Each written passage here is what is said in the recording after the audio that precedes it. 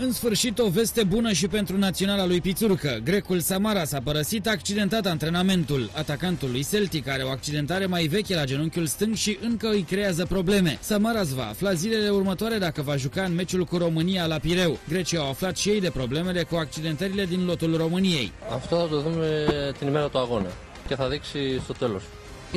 Δεν κοιτάμε προσωπικά έναν παίκτη, κοιτάμε όλη την ομάδα να είμαστε έτοιμοι για όλους τους παίκτες.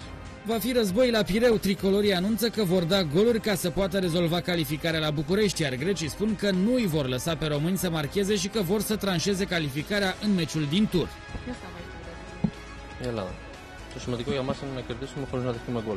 Για μας πιστεύω να τελειώσει το παιχνίδι εδώ πέρα. România-Grecia, meciul de totul sau nimic pentru mondialul brazilian se joacă în direct la Antena 1, marți seara de la ora 9. Έχουμε συνηθίσει από τέτοια παιχνίδια και πιστεύω ότι είναι και για μας καλό αυτό. Δεν υπάρχει φαβορί σε αυτά τα παιχνίδια. Το φαβορί θα το δούμε μέσα στον αγώνα.